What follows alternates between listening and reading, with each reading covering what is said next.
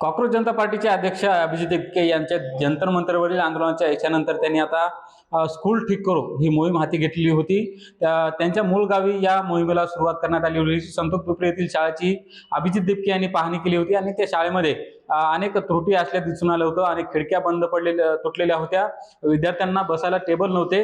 मात्र अभिजित दिपके यांनी पाहणी केल्यानंतर आता कुठेतरी या शाळेची दुरुस्ती होताना पाहायला मिळत आहे। आपण बघतोय ह्या जुन्या खिडक्या होत्या, या खिडक्यांचे काच फुटलेले होते आणि खिडक्यांमध्ये जे आहे ते या ठिकाणी मुख्यमंत्री उपमुख्यमंत्री एकनाथ शिंदे यांचं बॅनर देखील लावण्यात आलेलं होतं। मात्र आता कुठेतरी या शाळेची दुरुस्ती व्हायला सुरुवात झालेली आहे। नवीन फ्रेम बसवण्यात आलेले आहेत, स्लायडिंग खिडक्या या ठिकाणी बसवण्यात येणार आहेत, त्याचबरोबर सीसीटीव्हीचं देखील काम केलं जाणार आहे। आपण बघू शकता या ठिकाणी सीसीटीव्ही बसवण्यात आलेली आहे। खरं तर सीसीटीव्हीचा मुद्दा असेल, तुटलेल्या खिडक्यांचा मुद्दा असेल, त्याचबरोबर स्वच्छतेचा मुद्दा असेल, यासारखे 4 ते 5 मुद्दे अभिजित दिपके यांनी मांडलेले होते आणि त्यानंतर या गावचे सरपंच यांनी या मुद्द्यांना जे आहे ते हात घातलेला आहे आणि संपूर्ण दुरुस्ती करताना दिसून येत आहे। आपण जर बघायला गेले तर हा शाळेचा परिसर आहे आणि या मागच्या बाजूला जे आहे ते शौचालय आहेत आणि शौचालयाची दुरुस्ती करण्याची मागणी देखील अभिजित दिपके यांनी केली होती। सरपंचांनी जे आहे ते 8 दिवसाच्या आत संपूर्ण शौचालय शाळेची दुरुस्ती करणार असल्याचं आश्वासन दिलं होतं। मात्र अवघ्या 2 दिवसामध्ये अभिजित दिपके आल्यानंतर 2 दिवसामध्ये संपूर्ण शाळेची दुरुस्ती होत असल्याचे दिसून येत आहे।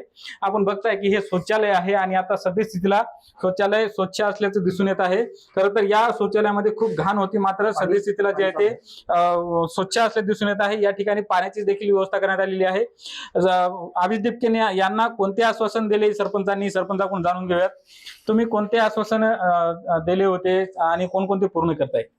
त्या शाळा पाहणीच्या दरम्यान मध्ये 2-3 आमच्या शाळेच्या उणिवा आणि त्रुट्या सापडल्या होत्या। त्यामध्ये प्रथमतः शाळेचे विंडोज ज्या फुटलेल्या होत्या, तर त्या शाळेच्या विंडोज आम्ही नवीन फ्रेम आणून पूर्वीच्या सर्व विंडोज बाहेर काढल्यात आणि नवीन फ्रेम आणून बसवल्यात आणि काच बसवायला सुरुवात आहे। त्याचबरोबर दुसरी उणी होती किंवा स्वच्छतेचा विषय होता। तर शौचालय स्वच्छता पाणी होतं, पण स्वच्छता विषय तर स्वच्छता आम्ही सुरुवात केलेली आहे। पाणी आता इथे त्याला 24 घंटे आम्ही नळाला व्यवस्थित पाणी दिलेलं आहे आणि सीसीटीव्ही कॅमेरे वगैरे नव्हते, तर सीसीटीव्ही कॅमेरे आमचे पूर्वीचे पूर्ण खराब झाला होता सेटअप, तर आम्ही नवीन सेटअप घेतला आणि सीसीटीव्ही कॅमेरे आता शाळेला बसवले आहेत। आता शाळा ही पूर्ण सीसीटीव्ही कॅमेऱ्याच्या निगराणीमध्ये आहे। निश्चित आपण बघतोय की हे सरपंच होते, आपल्यासोबत मुख्याध्यापक शाळेचे। सर, आपण मला सांगा, शिक्षण अधिकारी यांनी तुम्हाला कॉल केला होता का? काय सूचना दिल्या होत्या का? शाळा दुरुस्ती संदर्भात काय काय सूचना दिल्या? केंद्र प्रमुखामार्फत सूचना आल्या होत्या की लवकरात लवकर आपण या बाबीकडे लक्ष द्यावं। त्या संदर्भामध्ये आम्ही सरपंच साहेब आणि आमची शाळा व्यवस्थापन समिती यांच्या मार्फत ताबडतोब त्यांनी होकार देऊन कामाला सुरुवात केलेली आहे। आम्ही श्रम करतो, वेळ आणि श्रम आमच्याकडून जे शक्य आहे ते आम्ही देण्याचा प्रयत्न करतोय। म्हणून सर, आपण मुख्याध्यापक आहात, ज्ञानार्जनाचं अनेक वर्षांपासून तुम्ही काम करताय, मात्र जिल्हा परिषद शाळांची ही झालेली दुरावस्था काय वाटतं तुम्हाला?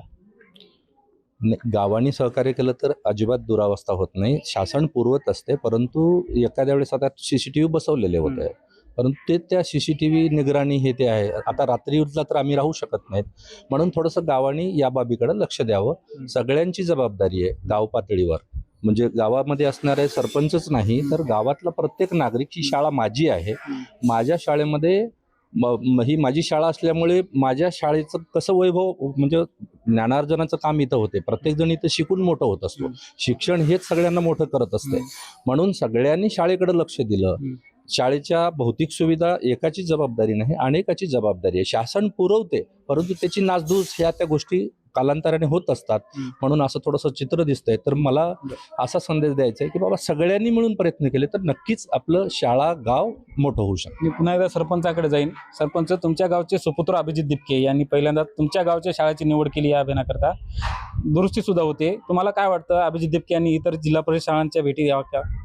नाही, त्यांनी जो काही कॅम्पेन सुरू केलेला आहे, तर त्यांनी तो पूर्ण भारतभर फिरणार आहे त्यांनी सांगितलेच आहे आणि त्या हिशोबाने तर सर्व गावकऱ्यांनी किंवा तेथील सरपंचांनी किंवा शाळेच्या लोकांनी त्यांना सहकार्य करायला पाहिजे, कारण की हा मुख्य मुद्दा आहे। त्यामुळे त्यांच्या गावातून सुरुवात केली, इतर ठिकाणी अशा दुरुस्ती होऊ शकतात? नाही, इतर ठिकाणी ते गावकऱ्यावर आहे अवलंबून। त्यांनी गावकऱ्यांनी एकत्र येऊन जर सुधारणा केली तर बरं राहील, शाळेसाठी चांगल्या गोष्टी आहेत त्या सुधारणा करणं। निश्चित आपण बघतोय की अभिजित दिपके यांनी त्यांच्या मूळ गावातून या अभियानाला सुरुवात केली होती आणि ज्या त्रुटी दिसल्या होत्या, जसं की खिडक्या तुटलेल्या होत्या, विद्यार्थ्यांना बेंचेस बसायला नव्हते, शालेय पोषण आहाराच्या धान्यामध्ये किडे होते, शौचालय व्यवस्थित नव्हतं, यासारख्या बाबी निदर्शनास आल्यानंतर या शाळेची जी आहे ती आता दुरुस्ती करण्यात आलेली आहे. शौचालय स्वच्छ करण्यात आलेले आहेत, खिडक्या बसवण्याचं काम सुरू आहे, त्याचबरोबर CCTV देखील बसवण्यात आलेली आहेत. यासारख्या अनेक गोष्टी ज्या आहेत या जिल्हा परिषद शाळेमध्ये करण्यात आलेल्या आहेत. खरं तर अभिजित दिपके यांच्या या मोहिमेला यश मिळाल्याचं आपल्याला पाहायला मिळत आहे आणि या शाळेची सद्यस्थितीला जे आहे ते चांगल्या प्रकारे दुरुस्ती झाल्याचं देखील दिसून येत आहे. समाधान कांबळे, NDTV मराठी, हिंगोली.